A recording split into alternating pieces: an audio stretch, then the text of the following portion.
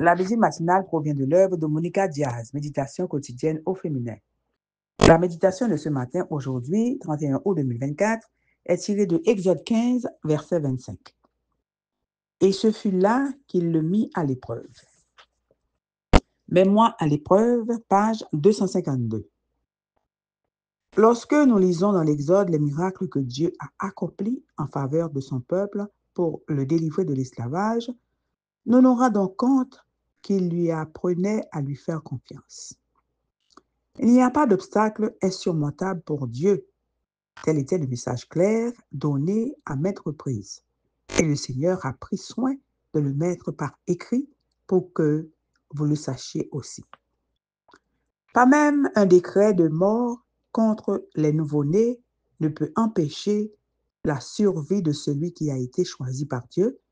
Pas même le puissant roi d'Égypte ne peut empêcher la main du seul vrai Dieu tout-puissant de s'abattre de son pays.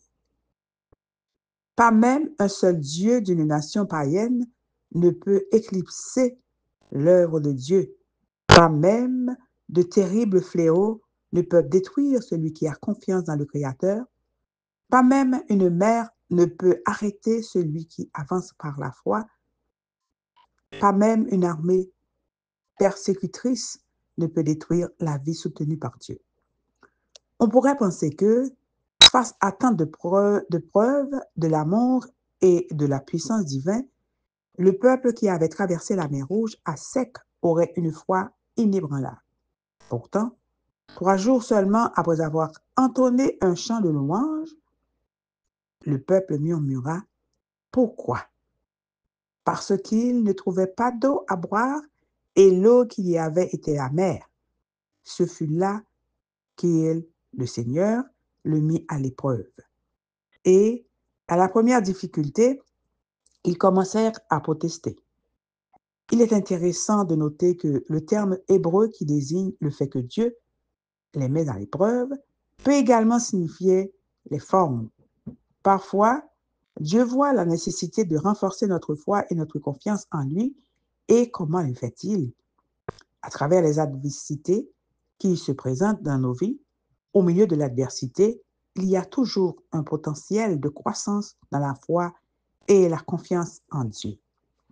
Le Dieu qui vous a délivré d'une vie d'esclave au péché veut vous apprendre à lui faire confiance.